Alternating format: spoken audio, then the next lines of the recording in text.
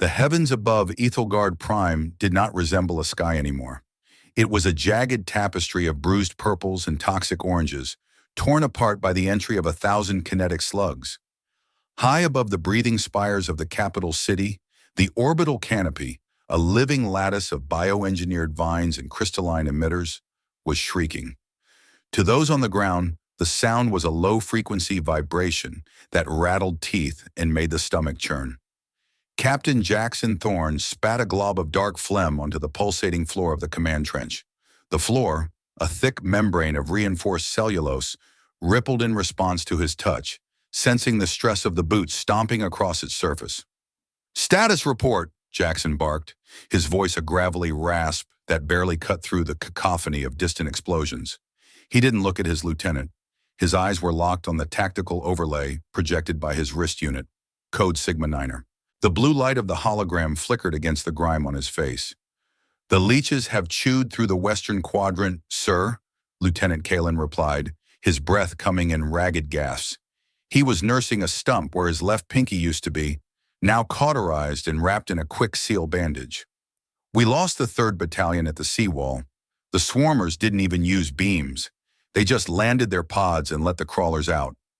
It was a total ghosting, Captain. Not a single soul made it back to the line."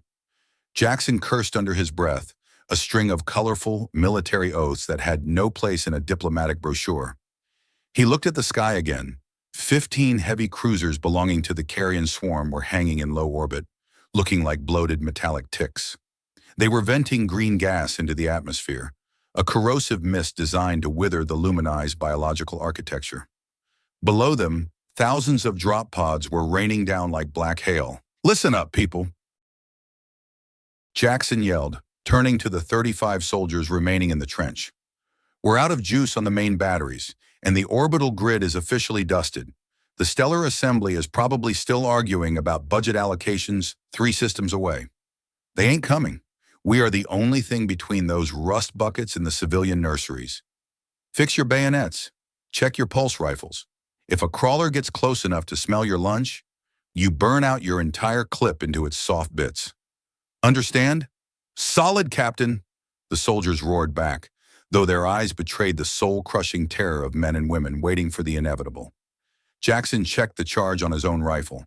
2 bars left, maybe 20 shots if he didn't miss. He looked at the towering spire of the research center, 5 kilometers to the east. It was the tallest structure on the planet, a graceful spiral of white chitin that seemed to be bowing under the weight of the soot-heavy clouds. Somewhere in there, Elara Vance was supposed to be working a miracle. "Burn it all, Elara," Jackson whispered to the wind. "If you've got a trick in that big brain of yours, now is the damn time to kick it." A high-pitched whistle sliced through the air, followed by a ground-shaking thud. A drop pod had slammed into the perimeter wall only 50 meters away. The black metal of the pod hissed as it unfolded like a nightmare flower. From within, 6-legged monstrosities with jagged mandibles and eyes that glowed with a sick, yellow bioluminescence scrambled out. They were Carrion Swarm shock troops, biological machines built for one purpose: to consume and harvest. "Open fire!" Jackson screamed. The trench erupted in a flurry of blue streaks. The first wave of crawlers was shredded, their green ichor splashing against the white walls of the city. But for every one that fell, 10 more crawled out of the smoke. The defense was a thin line of sparks against an encroaching ocean of darkness. Jackson felt a sharp sting in his shoulder as a needle shard grazed him. He didn't flinch. He just adjusted his aim and kept firing, his mind a cold, calculating machine.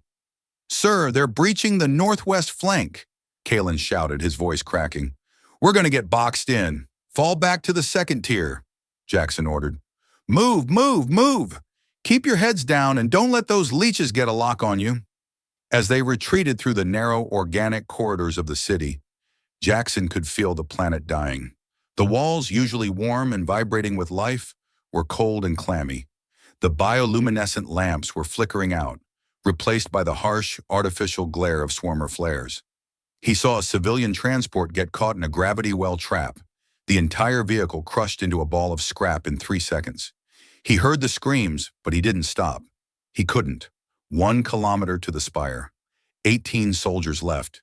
The sky had turned a deep, bruised red. The Carrion Swarm had begun the final harvest. Jackson slammed a fresh power cell into his rifle, his hands shaking despite his decades of service. He had seen a dozen wars, but he had never seen a world disappear. This wasn't a battle, it was an extermination. "Hold the stairs," Jackson commanded as they reached the base of the research center. "No one gets past this point unless they're bleeding green." He looked up at the apex of the spire, where the white chitin met the angry clouds. He knew what Elara was planning. He knew the risks. But as a swarm of 1,000 crawlers rounded the corner, their mandibles clicking in a terrifying unison, Jackson Thorne realized that a horrifying savior was still better than a certain grave. Deep within the bowels of the research center, 300 meters below the vibrating surface of Aethelgard Prime, the air was thick with the scent of ozone and cooling gel. "Doctor." Elara Vance stood before the primary console of the Singularity Hub, her fingers flying across the haptic interface with a precision that bordered on the mechanical. Around her, 24 technicians worked in frantic silence, their faces illuminated by the amber glow of emergency power. "The atmospheric pressure is dropping by 12% every 10 minutes, one of the scientists reported, her voice trembling. "The swarmers are deoxygenating the upper canopy. If we don't restore the scrubbers, the city will be unbreathable within 2 hours." "Forget the scrubbers," Elara said, her voice cold and devoid of inflection. Her eyes were fixed on the countdown timer displayed on the central screen. 4 minutes until the singularity pulse reached critical mass. "We aren't saving the air. We're trying to save the DNA. If the swarmers breach the gene banks, the lumini are extinct. Not just dead, but erased." She adjusted a series of sliders on the holographic display, fine-tuning the resonance of the forbidden transmitter. The device, a crystalline sphere the size of a human head, sat in a vacuum-sealed chamber at the center of the room. It was pulsing with a soft, rhythmic blue light that seemed to pull at the very fabric of the room. To look at it for too long was to feel a sense of profound vertigo, as if the eye could not quite decide where the sphere ended and the air began. "Dr. Vance, the council is still refusing to authorize the broadcast," a technician said, looking up from a secure comlink. "They say the singularity pulse is a violation of the Treaty of Veyron. They're threatening to strip your credentials." Elara let out a short, sharp bark of laughter. "Tell the council they can serve my papers to the swarmers once the city is turned into mulch. They are sitting in a bunker 3,000 light-years away, drinking vintage nectar while Jackson's men are being turned into red paste on the surface. Authorize it or not, the pulse is going out." She slammed her palm against the final confirmation icon. The console let out a low chime. The crystalline sphere in the chamber began to spin, faster and faster, until it became a blur of cerulean light. "This is Elara Vance, Chief Science Officer of Aethelgard Prime." She spoke into the recording array, her voice echoing in the silent room. "We are under terminal assault by Carrion Swarm forces. Orbital defenses are non-existent. Civilian casualties have exceeded 200,000. We are activating the singularity pulse as a final plea for intervention. To anyone listening in the deep, help us. We are willing to negotiate the price." The word price hung in the air like a ghost. Every person in the room knew the legends of the deep. They knew that the Stellar Assembly had banned this technology not because it was dangerous to the user, but because it acted as a lighthouse for things that had been banished from the universe before the first star was born. The sphere reached maximum velocity. A soundless shockwave rippled through the room, knocking several technicians off their feet. On the monitoring screens, the energy readings went off the charts, shifting into a spectrum that the instruments weren't even designed to measure. The blue light didn't just fill the room, it seemed to inhabit the thoughts of everyone present, a cold, ancient sensation that felt like being submerged in a sunless ocean. "Signal is away," Elara whispered, gripping the edge of the console until her knuckles turned white. It reached the quantum threshold in 0.4 nanoseconds. "It's across the galaxy by now." "And now we wait?" the technician asked, picking himself up. Elara shook her head. "No. Now we pray that whatever hears that signal is more merciful than the things outside our door." On the surface, Jackson Thorne felt the ground shudder. It wasn't the impact of a pod or the explosion of a shell. It was a subtle shift in the gravity of the world, a feeling of lightness that made his head spin. He looked up, expecting to see more swarmer ships. Instead, he saw the clouds stop moving. The green mist of the corrosive gas hung frozen in the air. The crawlers, only 20 meters from the trench, had stopped as well. Their yellow eyes flickered, and they began to back away, their mandibles clicking not in hunger, but in what looked like primal fear. "What the hell is going on?" Kalen gasped, lowering his rifle. Jackson didn't answer. He was watching a point in the sky directly above the Capitol. Space was beginning to fold. A black spot, darker than the void itself, was expanding in the center of the swarmer fleet. It looked like an ink blot on a piece of white paper, growing with a terrifying, silent speed. Two of the Carrion Swarm cruisers, sensing the anomaly, turned their primary beam weapons toward the black spot and fired. The massive lances of green energy, capable of cracking a moon, hit the darkness and simply vanished. There was no explosion, no dispersal of energy. The beams were just gone, as if the darkness had eaten them. And then, the Ouroboros Legion arrived. It wasn't a fleet in the traditional sense. 6 massive vessels, each 3 kilometers long and shaped like interlocking rings of polished obsidian, slid out of the black spot. They didn't move like ships. They shifted through space in jagged, nonlinear jumps, appearing 1,000 meters closer every time the eye blinked. Their hulls were covered in glowing silver runes that pulsed with a cold, predatory light. "They're not assembly ships," Jackson whispered, his heart hammering against his ribs. In the research center, Elara Vance watched her sensors in disbelief. The energy signatures coming from the new arrivals were impossible.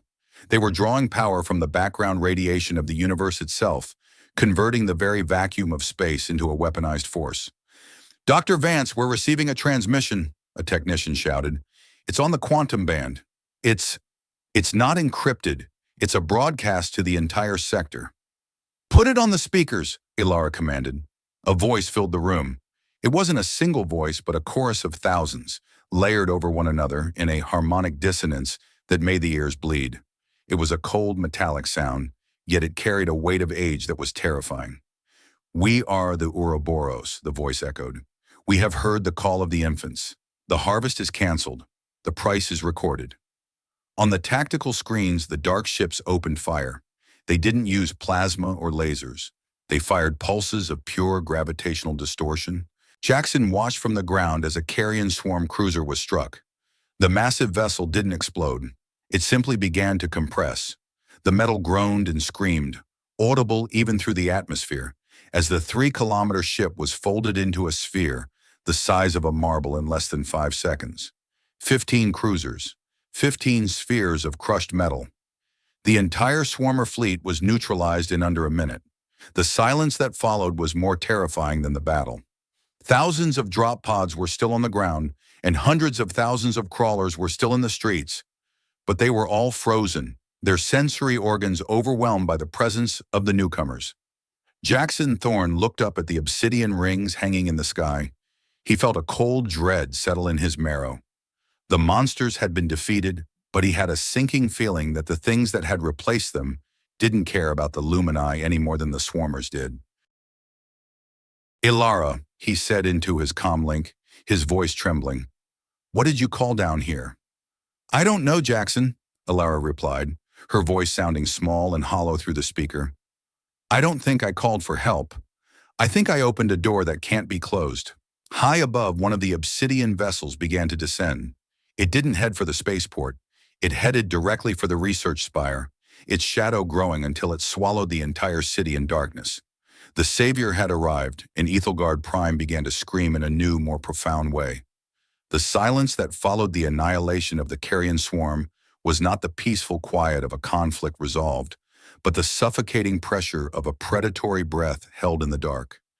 Captain Jackson Thorne stood at the base of the research spire, his breath hitching in his chest as the massive obsidian ring of the Ouroboros vessel descended through the soot-choked clouds. It didn't drift like a standard atmospheric craft. It seemed to delete the air in its path, creating a localized vacuum that made the remaining soldiers stumble and gasp for oxygen. "Keep your eyes up and your safeties on," Jackson rasped into his comm unit, his voice cracking from the strain of the last 3 hours of combat. "We don't know if these tin cans are here to shake hands or finish what the crawlers started. Kalen, get the heavy pulse kit set up behind that chitin pillar." "Now!" Lieutenant Kalen moved with the sluggishness of a man who had seen too much red today. He dragged the heavy weapon into position, his single good hand trembling as he synced it to the perimeter grid. "Captain, if those things can turn a heavy cruiser into a marble in 5 seconds, what are we supposed to do with a few pulse rifles? We're basically throwing pebbles at a thunderstorm." "Then throw the pebbles hard," Jackson snapped, though he knew the lieutenant was right. His tactical display, designated as System-Wide Decode Delta 7, was struggling to interpret the energy readings of the descending ship. The numbers were fluctuating wildly, sometimes dipping into negative values that suggested the vessel was pulling energy out of the future or some other dimension that Jackson didn't have the clearance to understand. 50 meters above the plaza, the ship stopped. It didn't hover so much as anchor itself to the geometry of the city. Silver runes along its hull flared with a blinding, monochromatic light, and then without a sound, the underside of the ring dissolved. It didn't open. The matter simply ceased to be, revealing a hollow core that pulsed with the same cerulean light Elara had unleashed from the basement. A dozen figures began to descend. They didn't use jetpacks or grav lifts. They simply walked down an invisible staircase of light, their movements fluid and terrifyingly synchronized. They stood nearly 7 feet tall, clad in armor that looked like it had been grown rather than forged, a mixture of dark chrome and bioluminescent muscle fibers. Their helmets were featureless mirrors, reflecting the carnage of the plaza back at the surviving soldiers. Jackson stepped forward, his rifle lowered but his finger hovering near the trigger guard. "I'm Captain Jackson Thorne, Sector Security. Who the hell am I talking to?" The figures reached the ground and fanned out in a perfect perimeter. One of them, taller than the rest and adorned with silver filigree that looked like weeping veins, stepped toward Jackson. It didn't speak through a speaker.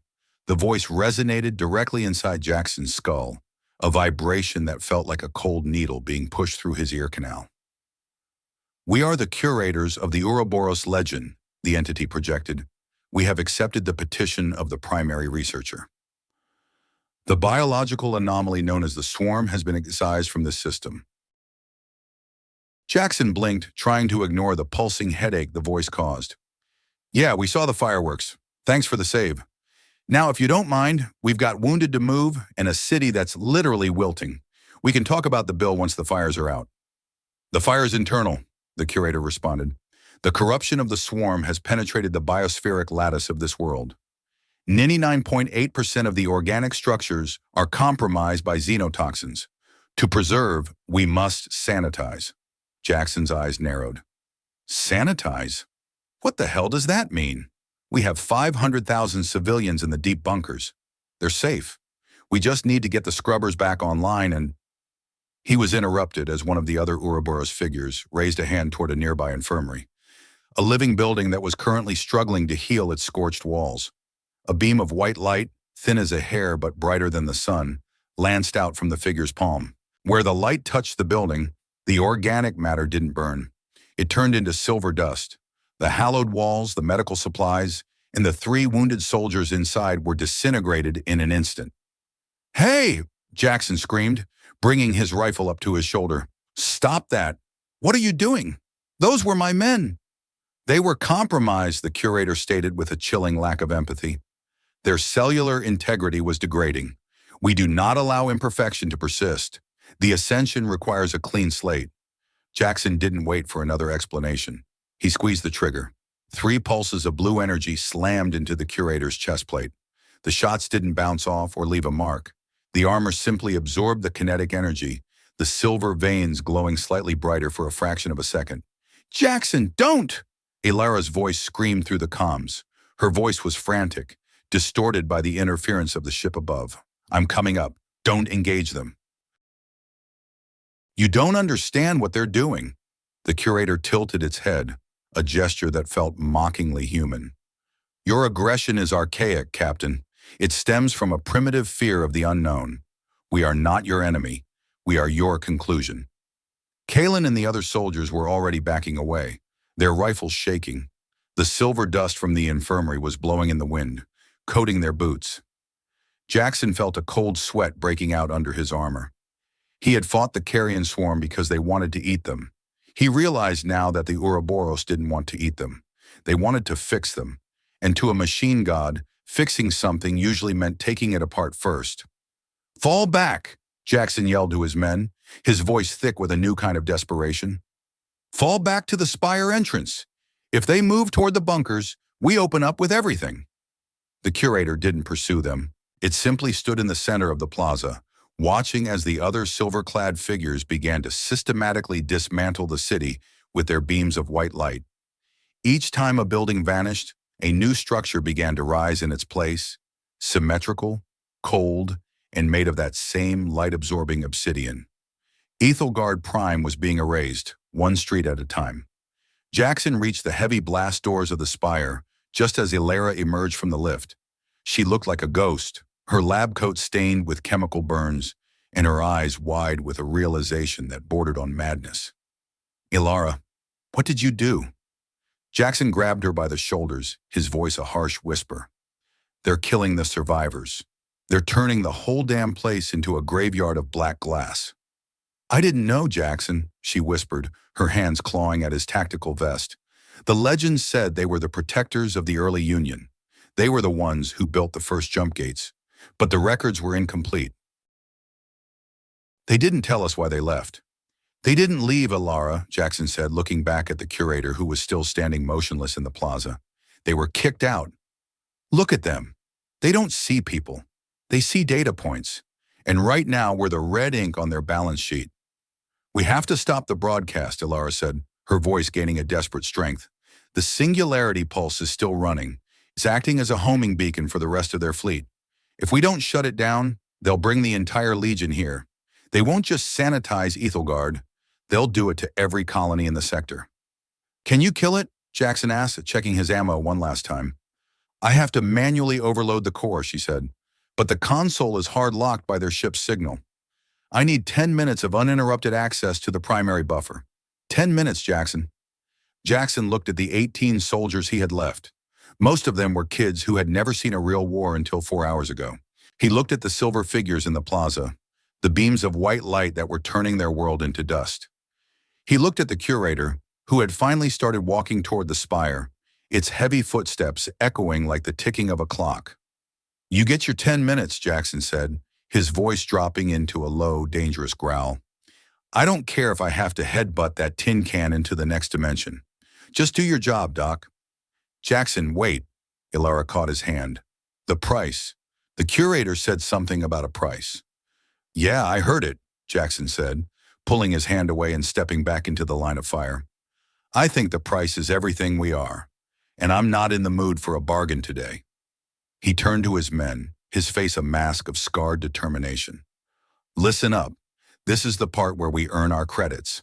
The squids are gone, but we've got a new set of problems. We are holding this door. No one enters. No one leaves. We give the doctor 10 minutes and then we get the hell out of here. If you see a silver light, you dive for cover.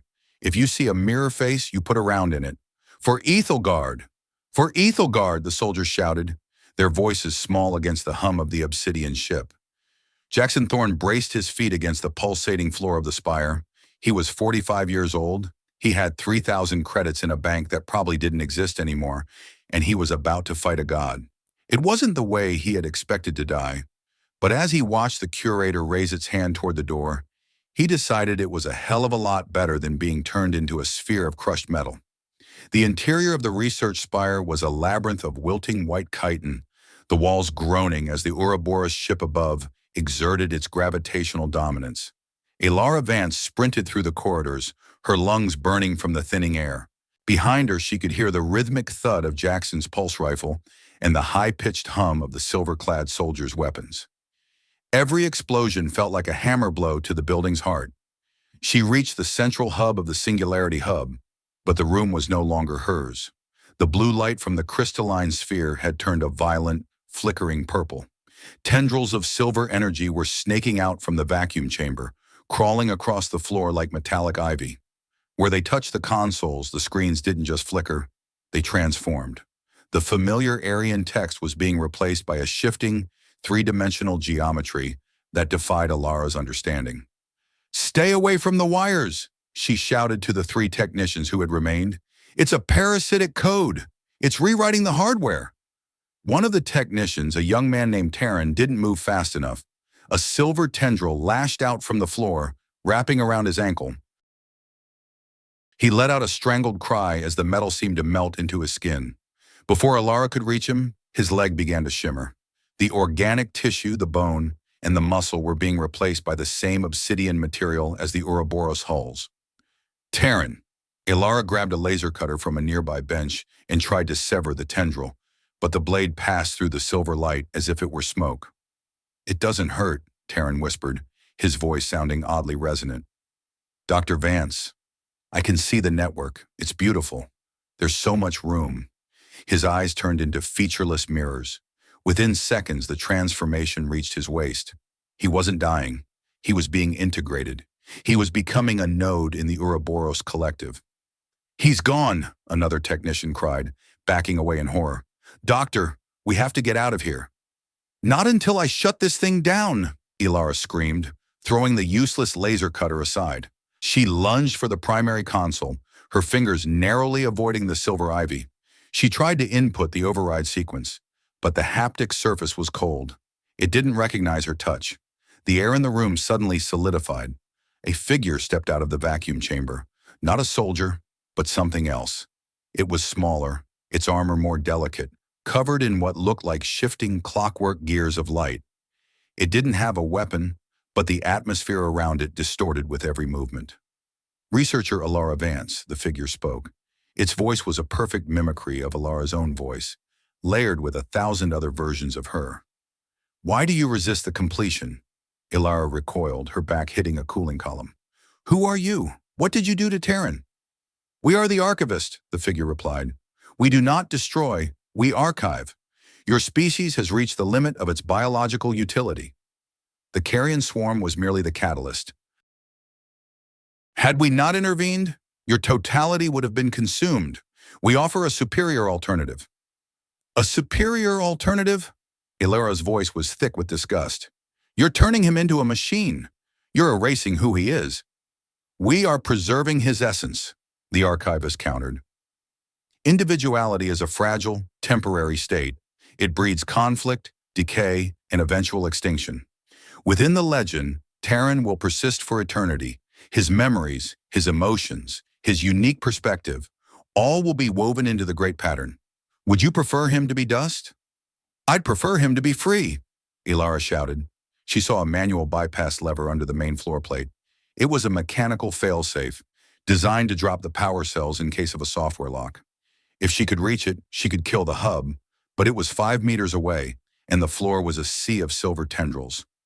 Outside the hub, the battle was reaching a fever pitch. Jackson Thorne was pinned behind a fallen chitin beam, his shoulder bleeding from a shard of obsidian that had sliced through his armor.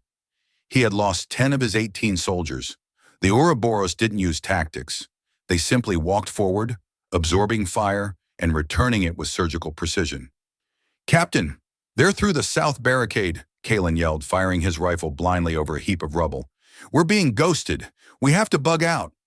There's nowhere to go, Kalen, Jackson roared, grabbing a thermal grenade from his belt. We hold the line.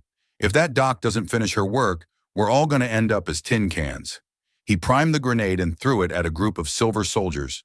The explosion was massive, a ball of orange fire that filled the corridor. For a moment, Jackson thought he had made a dent, but as the smoke cleared, the Ouroboros soldiers stepped through the flames, their armor unscratched. They didn't even slow down. Jackson pulled his combat knife, the blade vibrating with a high-frequency edge. He knew it was useless, but he wasn't going to die cowering. He saw the curator approaching, its silver weeping veins glowing with a dark hunger. You want a price? Jackson spat, wiping blood from his mouth. Come and take it, you shiny bastard. The curator stopped. It looked at Jackson, then at the dying soldiers around him. Your loyalty is admirable, Captain Thorne. It is a trait we would like to harvest. Your strategic cognition would be a valuable addition to our military subcorps. Harvest this, Jackson lunged forward, swinging the knife with all his strength. The curator didn't dodge. It caught Jackson's wrist in a grip that felt like a hydraulic press. Jackson heard his bones crack. He didn't scream. He just glared into the featureless mirror of the curator's helmet. "The ascension is not a punishment," the curator said, its voice resonating in Jackson's marrow. "It is the end of pain. You are tired, Captain. You have spent 4 decades fighting for a union that does not value you. Within us, you will never have to fight again. You will be the architect of peace."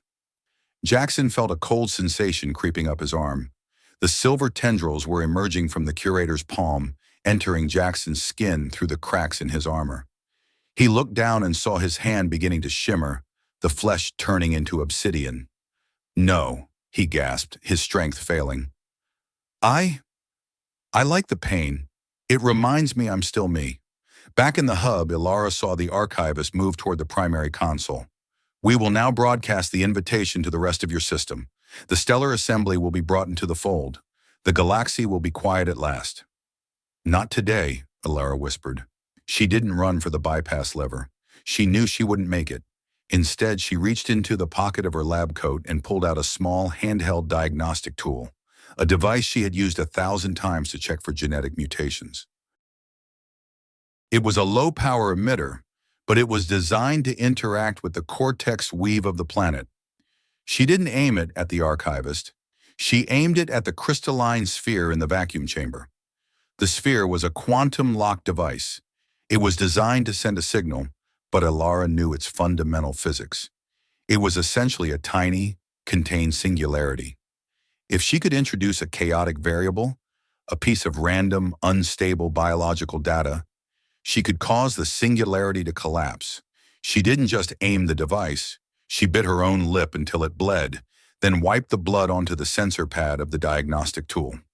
She was inputting her own dying, chaotic DNA into the heart of the Ouroboros network. "What are you doing?" the archivist asked, its mimicry voice sounding confused for the first time. "I'm giving you what you wanted," Elara said, her hand trembling as she pressed the transmit button. "I'm giving you my essence, but I'm not weaving it into your pattern. I'm poisoning the well." The diagnostic tool flared. A stream of raw, unorganized genetic data slammed into the crystalline sphere. The reaction was instantaneous. The purple light turned a sickly, violent red. The silver tendrils on the floor began to thrash like dying snakes. The sphere itself began to crack, unleashing a high-pitched scream that shattered every glass surface in the hub. "Impossible," the archivist hissed, its form beginning to flicker and distort. "Biological data cannot influence the quantum buffer. It is too noisy." "Noise is what we are, you monster!" Elara screamed. "We're loud and we're messy and we're never ever finished." The hub erupted. A shock wave of pure energy blasted outward, throwing Elara across the room. The silver tendrils evaporated into black smoke. The archivist let out one final distorted cry before its form collapsed into a pile of cold ash. Outside, the curator froze. The silver tendrils that were consuming Jackson's arms suddenly withered and fell away. The obsidian ship above let out a deep, metallic groan as its gravitational anchor snapped. What happened?" Kalen gasped, looking around at the dying Ouroboros soldiers who were all stumbling as if their brains had been disconnected. "She did it," Jackson said, clutching his ruined, obsidian-stained arm. "The doc actually did it, but the victory was short-lived. The obsidian ship, no longer held in place by its own technology, began to drift toward the city center. It was 3 kilometers of dead weight, falling from the sky like a broken mountain." Jackson looked at the ship, then at the spire. He saw Elara stumbling out of the entrance, her face covered in soot but her eyes alight with a terrifying triumph. "Jackson, get the men to the lower tunnels," she shouted. "The ship is coming down. We're not leaving you." Jackson yelled back, but he knew he didn't have the strength to fight her. "Go," Elara commanded, gesturing to the remaining soldiers. "I have to find Terran. I have to see if any of them can be saved." The ship hit the upper canopy of the city 3 seconds later. The sound was beyond hearing, a world-ending roar that leveled every building for 5 kilometers. The research spire, built of white chitin and Lumine Hope, was crushed under the weight of the falling god. Jackson Thorne was thrown into the darkness of the lower tunnels, the last thing he saw being the silver light of the Ouroboros ship fading into the red smoke of a dying world. He had saved the dock. She had saved the galaxy. But as the ceiling collapsed and the world went silent, Jackson wondered if the price they had paid was just the down payment on a debt they could never truly settle. The thin line between right and wrong had been crossed, blurred, and then erased entirely. They had invited a god to save them, and they had killed that god to stay free. Now they were alone in the dark, and for the first time in his life, Jackson Thorne was afraid of the silence. The world did not end with a bang, nor a whimper, but with the sound of 1,000 glass flutes shattering in a vacuum. Jackson Thorne woke to a silence so profound it felt like a physical weight on his eardrums. He was buried under a meter of pulverized chitin and white composite dust, the remains of the research spire's grand entrance. His first sensation was not pain, but a strange, rhythmic thrumming vibrating through his bones, a heartbeat that did not belong to him. He pushed upward, his muscles screaming in protest. As his head broke through the debris, he gasped for air, expecting the acrid stench of ozone and the metallic tang of blood. Instead, the air tasted like rain on hot stone, laced with a cloyingly sweet aroma of blooming jasmine. It was the scent of a paradise that had no business existing in the middle of a war zone. Jackson clawed his way out of the rubble, his breathing ragged. He looked down at his left arm, and his heart nearly stopped. From the elbow down to his fingertips, his limb was no longer flesh and bone. It was a translucent, obsidian dark material that seemed to swallow the dim light of the dying afternoon. Silver veins pulsed beneath the surface of the skin, moving in time with that internal thrumming. He tried to flex his fingers, expecting them to be stiff or numb, but they moved with a fluid, haunting grace that surpassed his original hand. "Foobar," he whispered, the military slang tasting like ash on his tongue. Totally and utterly foobar. He looked around the plaza. The 3-kilometer-long Ouroboros ship had not simply crashed, it had integrated. The massive ring of obsidian was now fused with the city's foundations, its jagged edges smoothed out by a rapid parasitic growth of silver lattice. The ruins of Aethelgard Prime were being consumed and replaced. Where the white organic buildings had once stood, dark geometric spires were rising like obsidian teeth. "Lieutenant Kalen?" Jackson croaked, stumbling over a pile of fused rubble. "Anyone!" A figure emerged from the settling dust 20 meters away. It was one of his soldiers, a young corporal named Hani. She wasn't holding her rifle. She was standing in the middle of the street, staring up at the obsidian ship with an expression of beatific calm. "Corporal, get your head in the game," Jackson shouted, his voice echoing off the new cold walls. "Where are the others? What's the status of the perimeter?" Hani turned to him slowly. Her eyes were no longer brown. They were shimmering mirrors, reflecting the dark sky above. She didn't look afraid. She didn't even look tired. "The noise is gone, Captain," she said, her voice sounding like it was being filtered through a long metallic tunnel. "Can't you hear it? The Legion is singing. They aren't angry anymore. The doctor, She changed the song. Jackson felt a cold shiver crawl down his spine. He reached out with his obsidian hand and grabbed Hani by her tactical vest, shaking her. "Snap out of it, soldier. That ain't a song, it's a virus. We need to find Vance and get to the extraction point before these silver snakes finish the job." Hani smiled, a gentle, terrifying expression. "There is no extraction, Captain. There is only the fold. It's so much better than the screaming." She pulled away from him, her movements effortless, and walked toward a nearby obsidian spire. As she touched the dark surface, the wall rippled like water, and she simply stepped through it, vanishing into the structure. Jackson stared at the spot where she had disappeared, his breath hitching. He checked his sidearm, a standard-issue pulse pistol. The power cell was dead, the electronics fried by the shockwave of Elara's sabotage. He was a soldier with one working arm, a dead gun, in a squad that was literally walking into the walls. He began to move toward the center of the crash site where the research spire had once pierced the clouds. The farther he walked, the more the world changed. The ground beneath his boots was no longer dirt or reinforced cellulose. It was a soft, vibrating mesh of silver fibers that felt like walking on a living nervous system. He found Elara Vance sitting at the base of a shattered white column about 200 meters from the hub's remains.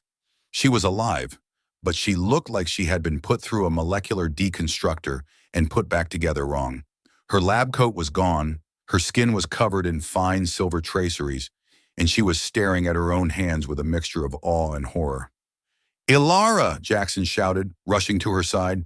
"Tell me you've got a plan to stop this.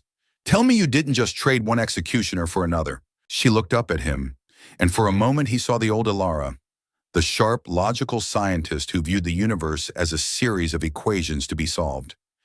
Then her eyes flickered, the silver light in them pulsing. "Jackson," she whispered, "I didn't kill them. I introduced noise. I gave them our chaos, our messiness. But they're machines, Jackson.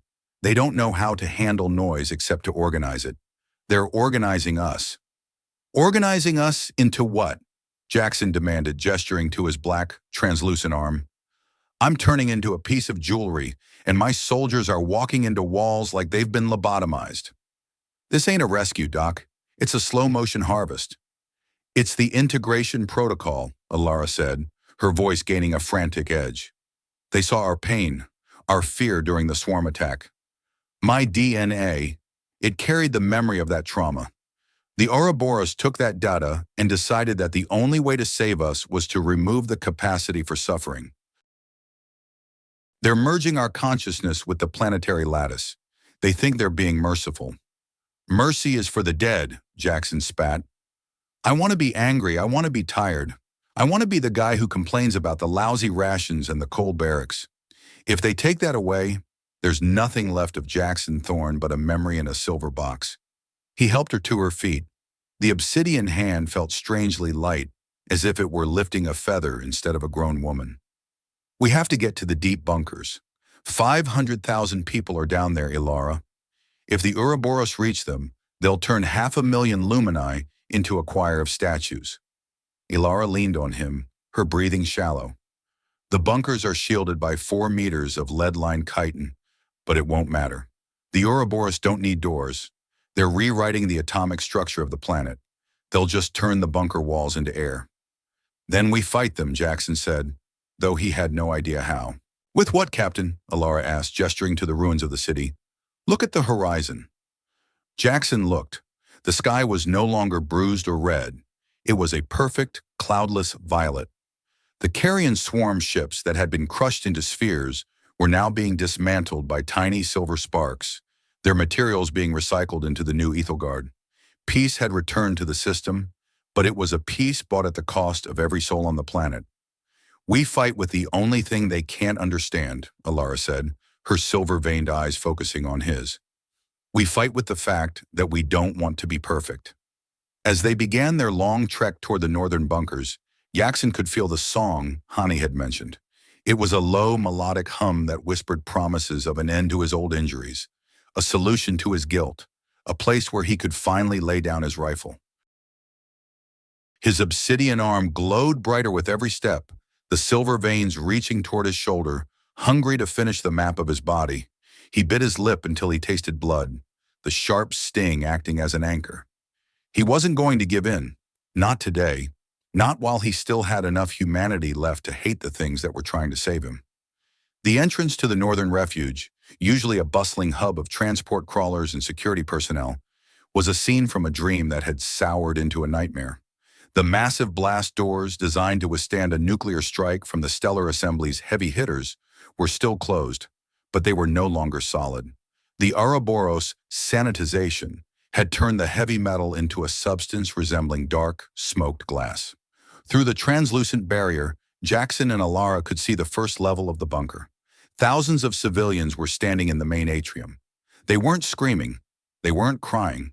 They were standing in perfect rows, their faces tilted upward toward the ceiling, where silver tendrils were descending like the roots of a great tree. "They've started," Elara whispered, her hand tightening on Jackson's tactical vest. "They're initiating the upload." Jackson slammed his obsidian fist against the glass-like door. The impact didn't shatter the surface. It created a ripple, a wave of silver energy that traveled through the door and into the room beyond. The civilians didn't even flinch. "Hey, open up!" Jackson roared, his voice cracking. "This is Captain Thorne. Break the seal." A figure moved toward the door from the inside. It was Ambassador Rin, the man who had spent 40 years negotiating trade routes for the Lumini. He looked at Jackson through the dark glass, his eyes already transformed into those terrifying silver mirrors. "Captain," Rin's voice came through the door, perfectly clear, as if the barrier didn't exist. "Why are you still outside? The wind is cold out there." "The memories are heavy. Come inside. The archivist has found a place for your service. You can be the guardian of the seventh fold." "I'm the guardian of my own damn self, Rin," Jackson shouted. "Tell those gearheads to stop. Those are people, not data packets." "They are neither," Rin said, his smile thin and static. "They are the music of 1,000 generations, finely tuned to the correct frequency. Do you know how much pain I carried, Captain? The weight of every failed treaty, every lost colony? It's gone. It was just noise. I'm light now. We are all so light." He walked away, merging back into the silent crowd. Jackson turned to Elara, his face pale with fury. "How do we break it? There has to be a short circuit, a back door. You're the one who poisoned the well, Doc. Find me a way to kick the bucket on this whole operation." Elara was staring at the silver tendrils descending from the ceiling. They weren't just touching the people. They were weaving into their nervous systems, extracting the electrical impulses of their thoughts and replacing them with a steady, cooling flow of silver code. "It's a feedback loop," she muttered, her fingers twitching as if she were still at her console. "The Ouroboros are using my DNA as a bridge. Because my genetic code was filled with the desperation of the signal, they've misinterpreted our survival instinct as a desire for total cessation of conflict. To stop the conflict, they have to stop the individual." "So we kill the bridge," Jackson said, looking at her. He didn't want to say it, but the logic was as cold as the obsidian walls around them. "You're the source, Elara. If you're not part of the network, maybe the signal dies." Elara looked at him, her silver eyes shimmering with tears that she was no longer sure were entirely hers. "I've already tried to disconnect, Jackson. I'm already part of the hive. Every time I think a thought, I can feel the Legion analyzing it, smoothing out the edges, trying to make it fit the pattern. If I die, they'll just archive my corpse and use the data to refine the next world." A soft, melodic chime echoed through the atrium. The archivist, the smaller clockwork figure Elara had faced in the spire, appeared in the center of the crowd. It didn't walk, it simply manifested from the silver light.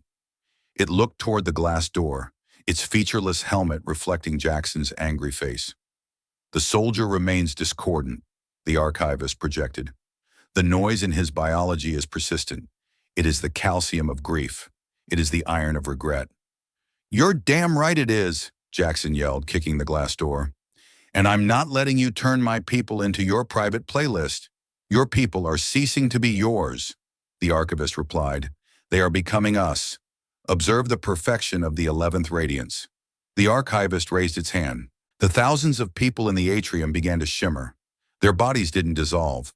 They became translucent, shifting from flesh to the same obsidian dark material as Jackson's arm. One by one, they lost their physical weight, their forms becoming stabilized projections of light. The bunker was no longer a shelter, it was a museum of living ghosts. "Look at them, Jackson," Elara whispered, her voice filled with a hollow terror. "They aren't dead. They're just paused. They're in a state of perpetual contentment, experiencing their happiest memories on a loop for the next 10,000 years." "Is that supposed to be a good thing?" Jackson asked. "For some of them?" Elara looked at the rows of civilians. For the parents who lost their children in the first hour of the swarm attack? For the soldiers who were being eaten alive? Yes, it's the greatest mercy they could ever imagine. That's the horror, Jackson. The Ouroboros aren't being evil.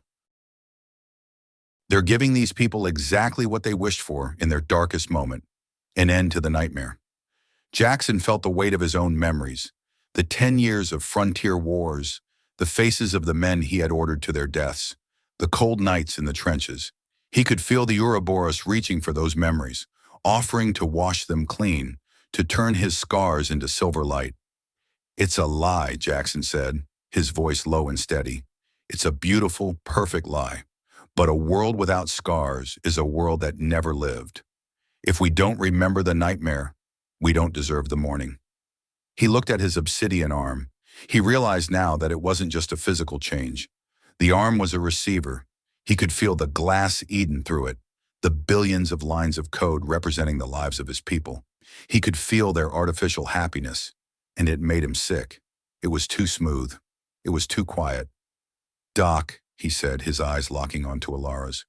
"You said you introduced noise. You said my DNA was full of iron and calcium, the messy stuff." "Yes," she said.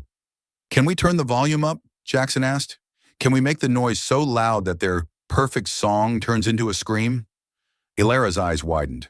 "If we broadcast a raw, unfiltered stream of human suffering into the main subcore, if we force them to feel the actual weight of the lives they're archiving, instead of just the data, it might cause a system-wide rejection. But Jackson, to do that, we'd have to connect directly to the archivist. We'd have to open our minds completely to the Legion." Jackson took a step toward the glass door. He knew what he was asking. He knew that once he opened that door, there was no coming back. He would have to relive every trauma, every failure, every moment of agony he had ever experienced. And he would have to do it while a machine god tried to delete him. "I've been a soldier for 25 years, Elara," Jackson said, his voice thrumming with a newfound purpose. "I've spent my whole life trying to keep the bad stuff away from people. Maybe it's time I use the bad stuff for something good." He looked at his obsidian hand and pressed it against the dark glass. The silver veins in his arm flared into a blinding, angry red. "Hey, you shiny scrap heaps!" Jackson roared, his mind focusing on the memory of the seawall, the screams of his men, and the smell of the Carrion Swarm. "You want to archive the Lumini? Then archive all of us. Don't just take the songs. Take the screams." The glass door didn't shatter. It began to bleed. Dark, oily streaks of noise. Jackson's raw, unfiltered agony began to pour through the barrier, infecting the silver tendrils. The archivist recoiled, its clockwork light flickering. "This data is non-optimal. It is destructive. It is pain." "Yeah," Jackson gasped, his body shaking as the feedback hit him. "It's called being alive. And it's a lot louder than you thought, isn't it?" The atrium erupted into chaos. The beatific expressions of the civilians flickered. Some of them began to cry. Others fell to their knees as their obsidian forms cracked, revealing the shivering, terrified humans beneath. The perfect song was being drowned out by 500,000 voices, finally remembering how to scream. Elara lunged forward, pressing her own hands against the door, adding her guilt, her shame, and her brilliant, messy intellect to the broadcast. The glass Eden was shattering, and as the silver light turned to smoke, Jackson Thorne realized that the true price of their salvation wasn't their lives. It was the courage to keep suffering. The Ouroboros Legion had come to end the war, but Jackson and Elara were just beginning theirs. The sound was not a noise, but a tearing of the soul. As Jackson Thorne pressed his obsidian-stained hand against the smoked glass of the Northern Refuge, he became a conductor for a symphony of absolute agony. He wasn't just remembering his own trauma. He was a lightning rod for the collective grief of every soldier who had ever bled into the soil of Aethelgard Prime. The silver veins in his arm flared into a violent, pulsing crimson, the color of a sunset on a world that refused to die. Beside him, Dr. Elara Vance was a statue of trembling focus. Her hands were splayed against the barrier, her eyes rolled back into her head until only the silver filigreed whites remained. She was modulating the flow, taking the raw, jagged edges of Jackson's memories and shaping them into a digital toxin. It was a suicide mission of the mind. To break the Ouroboros network, they had to drown it in the very thing the machines had spent eons trying to delete, the sheer, irrational weight of being human. Jackson felt the first wave of retaliation. It didn't come as a physical blow, but as a mental scrubbing. The Ouroboros network, sensing the viral intrusion of his grief, attempted to rationalize it. He felt his memories of the seawall battle being pulled apart. The smell of the salty spray, the metallic tang of his pulse rifle overheating, the sound of Lieutenant Kalen's panicked breathing. The machines tried to turn these into cold variables. They tried to tell him that his soldiers' deaths were merely an inefficient allocation of resources. "Don't you let them," Jackson gasped, his voice a wet rattle in his throat. "Don't you let them turn my boys into numbers," he pushed back. He reached deep into the calcium and iron of his spirit, finding the memory of a cold beer shared after a long shift, the feel of a rough hand on his shoulder, and the crushing, beautiful sorrow of a letter sent home to a widow. He didn't just remember these things, he bled them into the glass. The archivist, standing in the center of the translucent crowd, began to glitch. Its clockwork armor, usually a seamless dance of interlocking light, was now grinding. Tiny sparks of orange and red, colors that didn't belong in the Ouroboros palette, erupted from its joints. The silver tendrils descending from the ceiling began to lash out, no longer weaving, but whipping through the air in a blind panic. Non-optimal data overflow, the archivist's voice echoed, no longer a chorus but a stuttering, broken transmission. The noise, it is destructive. It is incoherent. "Why do you cling to the decay?" "Because it's ours, you shiny scrap heap," Jackson roared. The glass door between them finally reached its breaking point. It didn't shatter into shards. It dissolved into a thick, black oil that smelled of old blood and ancient machinery. The barrier was gone. Jackson and Elara tumbled forward into the atrium, their physical forms colliding with the obsidian projections of the civilians. The effect was instantaneous. Where Jackson touched a ghost-like civilian, the obsidian shell cracked. A woman whose face had been a mirror for the last hour suddenly gasped. Her eyes flickered back to a tear-filled blue. She fell to the floor, her hands clutching at her chest as the perfect peace was replaced by the terrifying, wonderful rush of a racing heart. "It's working," Elara whispered, though she looked like she was fading out of existence. "The noise, it's waking them up." "But Jackson, the Legion is responding. They're moving the main battle group into the atmosphere. They're going to glass the entire sector to stop the infection." "How many?" Jackson asked, his obsidian hand twitching with a mind of its own. 6 ships, Elara said, her silver-veined eyes looking upward. "All of them are descending. They're preparing a coordinated gravitational pulse. If they fire, the entire northern continent will be folded into a hole 10 meters wide. We've become a cancer to them, Jackson, and they're about to cut us out." Jackson looked at the civilians. Thousands of them were waking up, blinking in the dim light of the failing bunker. They were terrified. They were shivering. They were traumatized. But as he saw a father reach out to grab his daughter's hand, his fingers trembling with the raw shock of reality, Jackson knew he had made the right choice. The thin line between saving someone and erasing them had been drawn in the dirt, and he was standing on the side of the mess. "Kalen!" Jackson shouted, spotting his lieutenant staggering through the crowd, his mirror eyes fading back to a bloodshot hazel. "Get everyone to the lowest levels, the deep. Use the manual drills if the elevators are dead. We've got about 20 minutes before the sky falls." "Captain?" Kalen asked, his voice shaking. "What are you going to do?" "I'm going to go talk to the manager," Jackson said, looking at the archivist, who was now kneeling on the floor, its light gears seized by the crimson noise of human suffering. Jackson grabbed Elara by the arm. "Can you get us onto that ship? The big one? The Ouroboros vessel?" Elara asked, her face pale. "Jackson, that's not a ship. It's a consciousness. If you step inside, there's no shield, no armor. You'll be standing in the middle of their mind. They'll strip you down to your atoms in 3 seconds. "I've been stripped down before," Jackson said, his obsidian arm glowing with a dull, dangerous heat. "Besides, I've got a lot of noise left in me, and I think it's time we gave them the full volume." Elara looked at him, and for the first time, she didn't look at him as a soldier or a subordinate. She looked at him as a partner in a crime that was also a miracle. She reached out and touched his obsidian hand.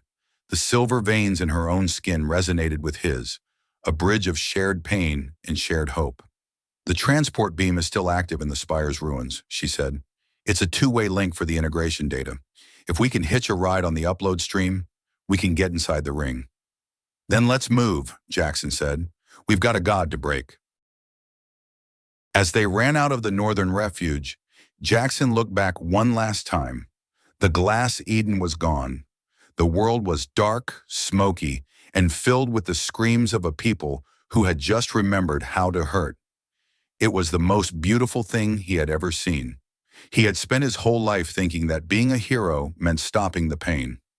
Now, as the silver light of the Ouroboros ship began to draw them upward, he realized that true courage wasn't the absence of fear or pain, but the willingness to carry it until the morning came. "We're coming for you, gearheads," he whispered as the world dissolved into a blur of silver and black. "And we're bringing all the baggage." The interior of the Ouroboros command vessel was not made of corridors or rooms.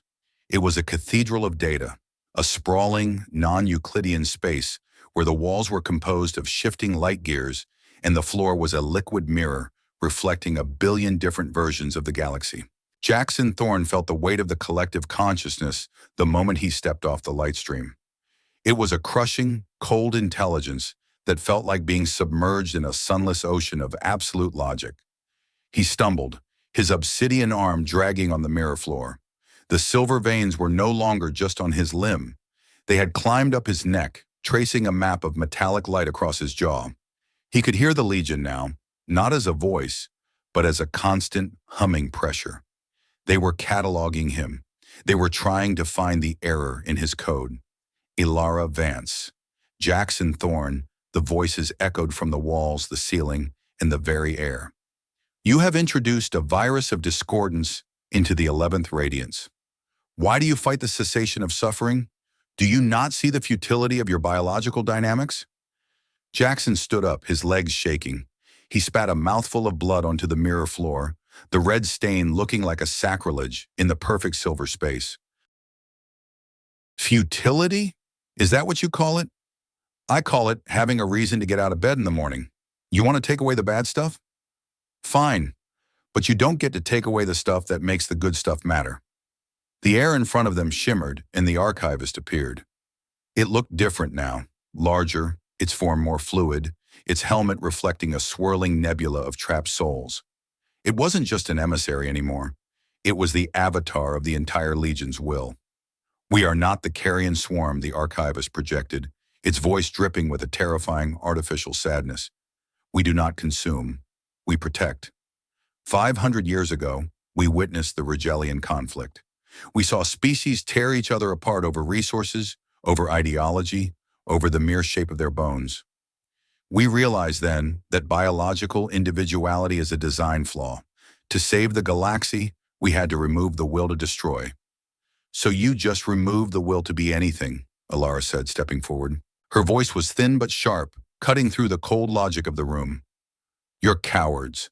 You were so afraid of the mess that you ran away into your dark holes and built a world of glass where nothing can ever change. But life is change. It's the decay and the growth and the mistake that leads to the breakthrough. You haven't protected Aethelgard. You've just turned it into a tomb that breathes." "The galaxy is changing," the archivist countered. "The dimensional barriers are weakening. A threat is approaching that you cannot comprehend, a force of pure entropy. Without the unity of the legend, your sector will be ash in less than 50 years. We are not preparing you for peace. We are preparing you for survival." Jackson took a step toward the archivist, his obsidian hand clenching into a fist. "Survival? Is that what you call those ghosts in the bunker? They weren't fighting. They weren't even thinking. If that entropy thing shows up, they'll just stand there and let it eat them, because they've forgotten how to be afraid. You're not building a shield. You're building a graveyard before the war even starts." The archivist's light gears began to spin with a frantic metallic shriek. "The discordance is spreading. The subcores are failing. We must stabilize." The floor beneath Jackson's feet suddenly turned into a whirlpool of silver light. The Ouroboros Legion was no longer trying to integrate him. They were trying to delete him. Jackson felt his physical form beginning to blur, his atoms being pulled apart by the gravitational shear of the ship's mind. "Elara!" he shouted, reaching out with his black, translucent hand. She grabbed him, her own silver veins flaring with a blinding intensity. She wasn't fighting the deletion with physical strength. She was fighting it with information. She was dumping everything into the network. Not just the pain this time, but the hope. She showed the Legion the first time she had seen a seedling break through the soil of Aethelgard. She showed them the look on a student's face when they finally understood a complex equation. She showed them the irrational, beautiful persistence of a mother singing to a sick child. It was too much. The Ouroboros Legion was built on the premise that suffering was a problem to be solved. They had no algorithm for a species that accepted suffering as the price of love. The cathedral of data began to fracture. Massive shards of obsidian light fell from the ceiling, shattering against the mirror floor. The archivist let out a sound like 1,000 dying stars, its form dissolving into a chaotic swarm of silver sparks. "You are irrational," the voice whispered, fading into the static. "You choose the darkness. You choose the end."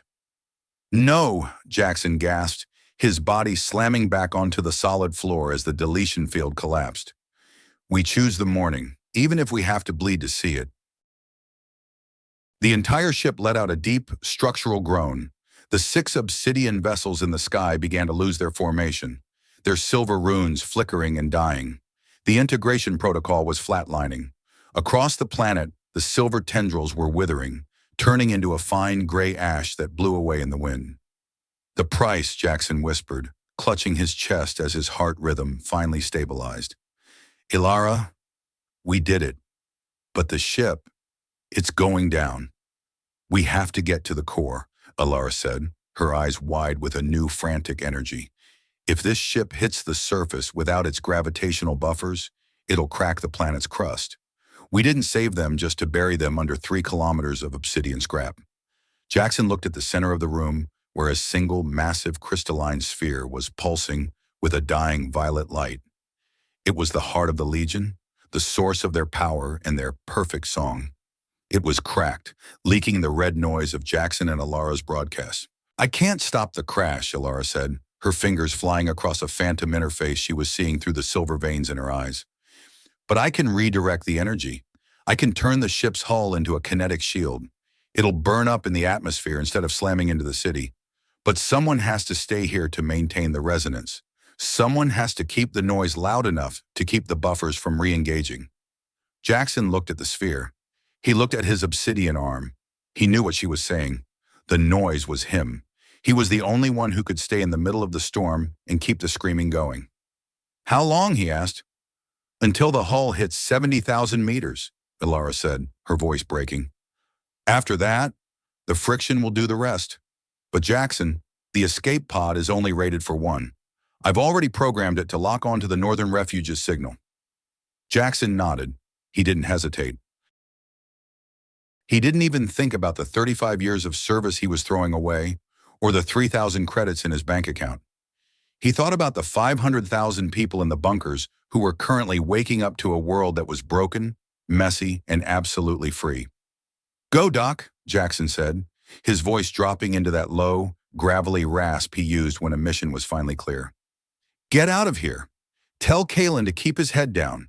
And tell those people. Tell them to remember the nightmare."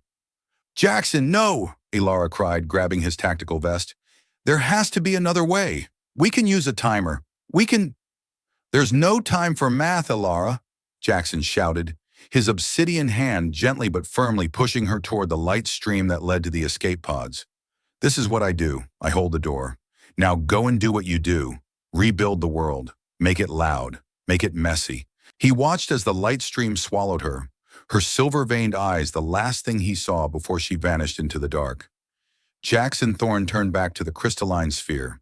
He walked toward it, his boots clicking on the mirror floor. He was alone in the mind of a dying god. He could feel the Ouroboros Legion fading, their logic crumbling into 1,000 different pieces. They were afraid now. For the first time in 5 centuries, the Legion was experiencing the terror of the end.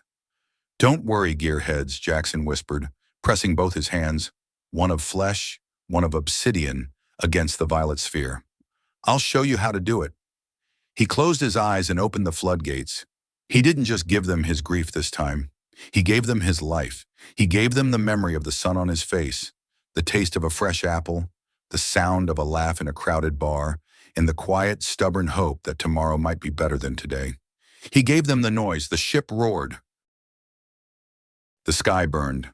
And as the Ouroboros Legion was consumed by the friction of an atmosphere they had tried to sanitize, Jackson Thorne smiled. He had spent his whole life looking for a war he could win. He realized now that he hadn't won a war. He had won a future. It was a future that was going to hurt, and it was going to be complicated, and it was going to be absolutely, beautifully wrong. And that was exactly how it was supposed to be. The thin line between right and wrong had finally vanished, replaced by a horizon that was wide, red, and full of the promise of a very messy morning. The sky above Aethelgard Prime did not burn with the orange fire of a standard atmospheric entry. Instead, it was a cascade of shattering violet and screaming silver. High in the thermosphere, the 3-kilometer ring of the Ouroboros command vessel was being torn apart by its own contradictory logic. The gravitational buffers, once the apex of universal physics, were now stuttering under the weight of one man's raw, unfiltered consciousness. Jackson Thorne was not just a pilot, he was a storm, a chaotic surge of iron, salt, and stubborn human grit that the machine gods could not calculate. From the observation port of the lone escape pod, Dr. Elara Vance watched the world ender become a shooting star. The massive obsidian hull glowed white-hot, shedding huge, jagged plates that turned into silver dust before they could strike the ground. It was a beautiful, terrible sanitization. The god was burning itself away to keep the planet beneath it alive. "Goodbye, Jackson," Elara whispered, her voice lost in the roar of the pod's thrusters. The pod slammed into the soft, silver fiber ground of the northern plains, 4 kilometers from the ruins of the research spire. The impact was violent, a jarring reminder of mass and inertia that the Ouroboros would have found inefficient. When the hatch finally hissed open, Elara stumbled out into a world that felt fundamentally changed. The air was no longer sweet with the jasmine scent of the glass Eden. It was thick with the smell of scorched earth, ozone, and the metallic tang of cooling obsidian. She didn't have to wait long for company. A squad of Lumini soldiers, their white armor blackened by soot and stained with green carrion blood, emerged from the tree line. At their head was Lieutenant Kalen. He was limping, his left arm held in a makeshift sling, but his eyes were no longer silver mirrors. They were the eyes of a man who had just woken up from a dream and found himself in a graveyard. "Doctor?" Kalen croaked, his voice barely audible. The noise. It stopped. Everything stopped." Elara looked past him, toward the horizon where the last of the Ouroboros ships were vanishing into the dark between stars. They hadn't been defeated in a military sense. They had simply retreated, unable to exist in a reality that was suddenly so loud, so messy, and so defiantly broken. "It's over, Kalen," Elara said, her hand reaching up to touch the silver veins on her own neck. They were cold now, dormant, but she knew they would never truly disappear. "The Legion is gone. They couldn't handle the baggage." Kalen looked at the sky, then back at the ruins of the city. "And the captain? He was still inside the spire when the ring dropped. Did he make the cut?" Elara felt a sharp, jagged pain in her chest, not the calculated sorrow of a data stream, but the raw, breathless ache of a human loss. "He held the door, Lieutenant. He held it until the very end." The silence that followed was heavy. It was the silence of 30 soldiers standing in a field of gray ash, realizing that their survival had been bought with a currency they could never repay. One of the younger privates, a boy who couldn't have been older than 19, suddenly slumped to his knees and began to sob. It wasn't a quiet cry. It was a loud, ugly, racking sound that echoed off the obsidian remains of the forest. Kalen moved to put a hand on the boy's shoulder, but he stopped, looking at his own fingers. They were still stained with the dark, translucent material of the Ouroboros integration. He looked at Elara, a question in his eyes. "What are we now, Doc?" he asked. "Half of us are walking around with black glass for skin. We've got memories of being part of a hive mind that thinks we're a design flaw. The stellar assembly is going to show up in a few days, and they're going to see a bunch of freaks." "We're the evidence, Kalen," Elara said, her voice growing stronger. "We're the proof that the middle ground is a lie. You either have the peace of the grave or the chaos of the living.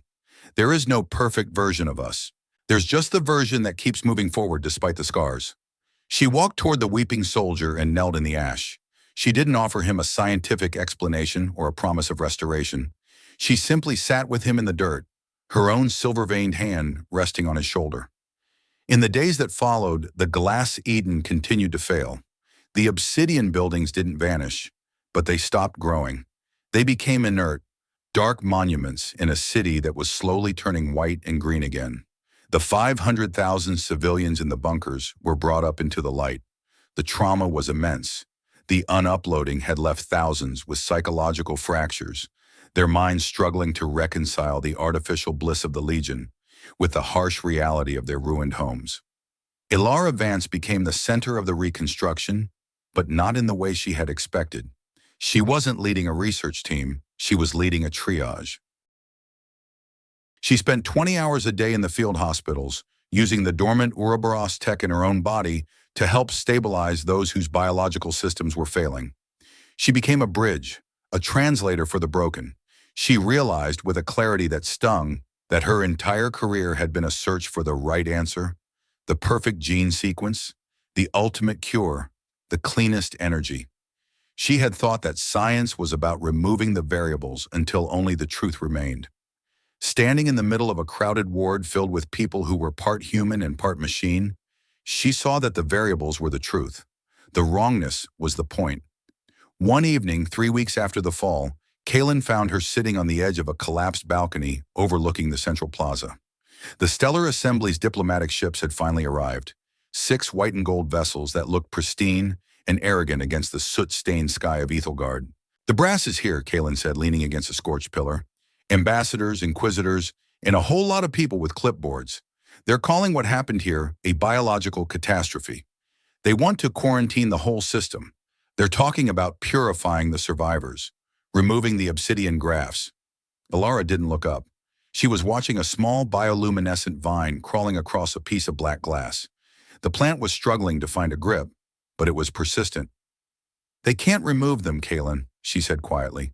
"Not without killing the people they're attached to. The Ouroboros didn't just glue this stuff on. They wove it into the atomic structure of our cells.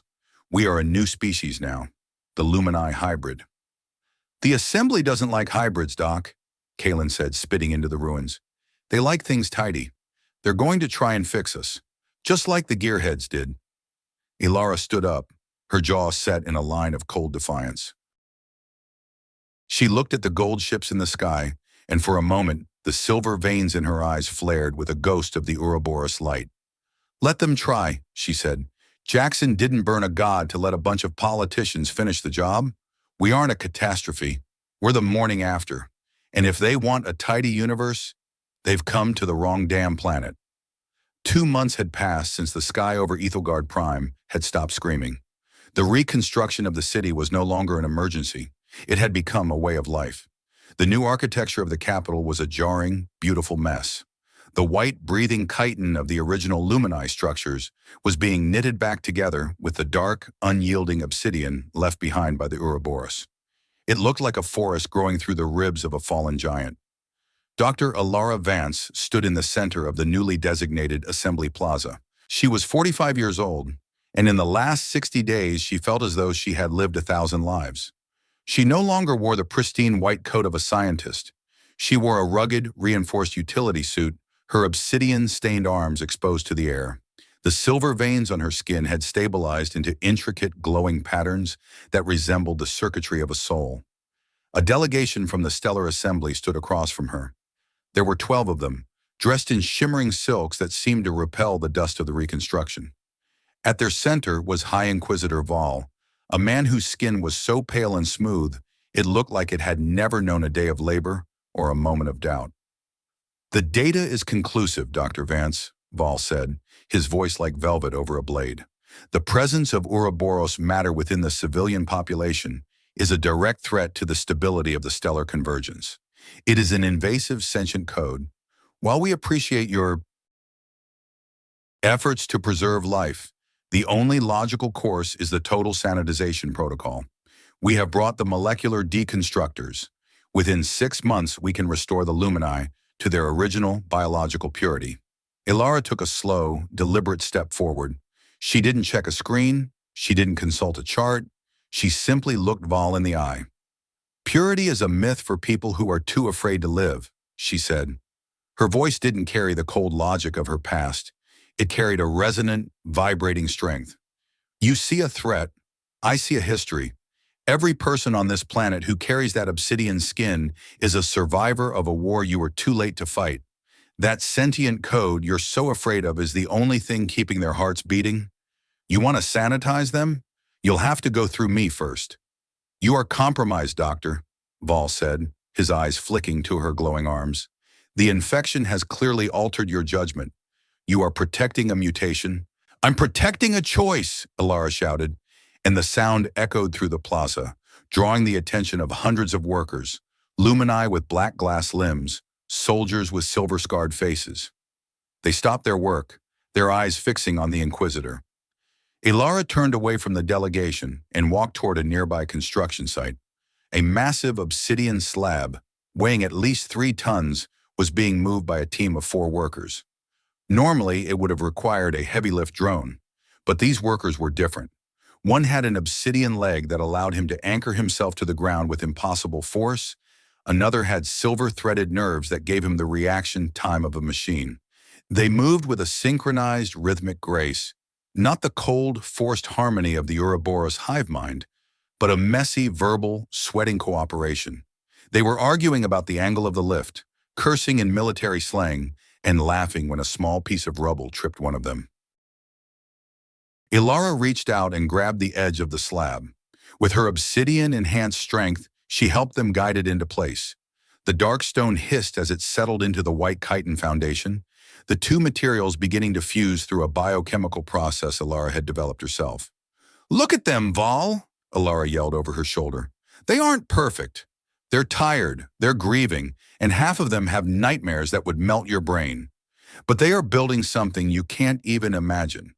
They're building a world that knows exactly how broken it is, and they're building it anyway." Inquisitor Vol looked at the workers, his expression one of profound distaste. "It is an abomination of form. The Assembly cannot recognize a world that celebrates its own contamination." "Then don't recognize us," Elara said, stepping back from the slab and wiping the black dust onto her suit. "We don't need your recognition. We have our own.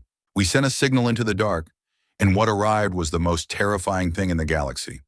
But it wasn't the machines that saved us. It was the man who stayed behind to scream at them. He wasn't pure. He was a scarred, stubborn, beautiful mess.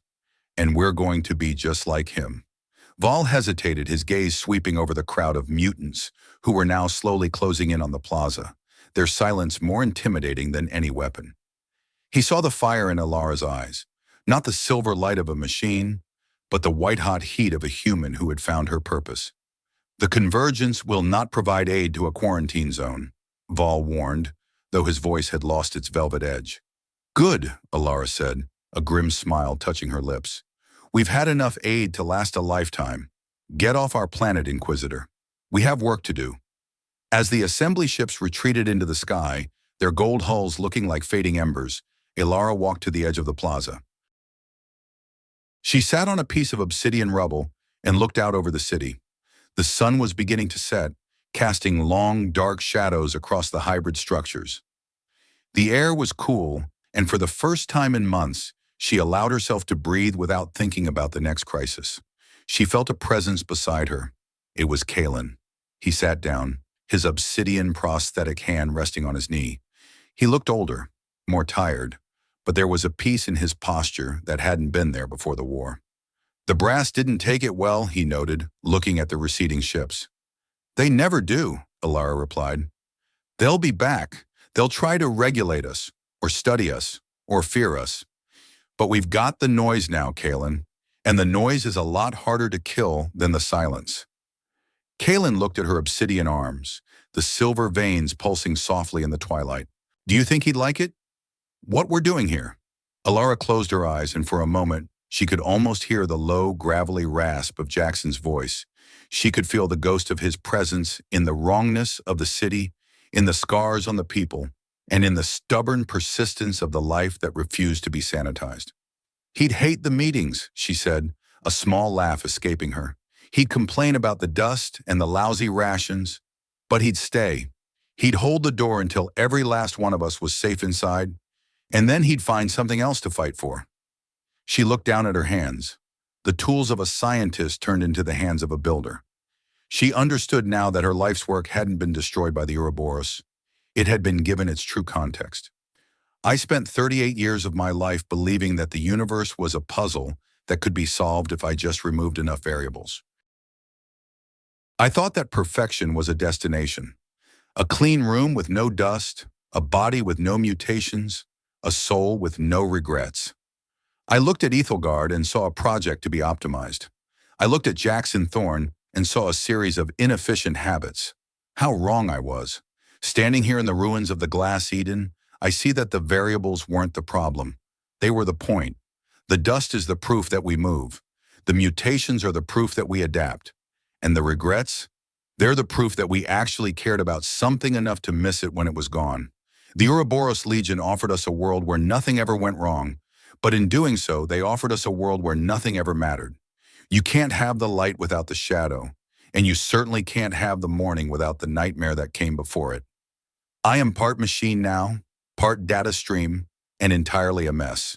My skin is stained, my home is a wreck, and my heart is heavier than it has ever been. But for the first time in my existence, I am not trying to fix myself. I am learning to inhabit the cracks. We are not the sanitized version of humanity the stars expected, and that is our greatest victory. We are the discordant resonance that refuse to be tuned.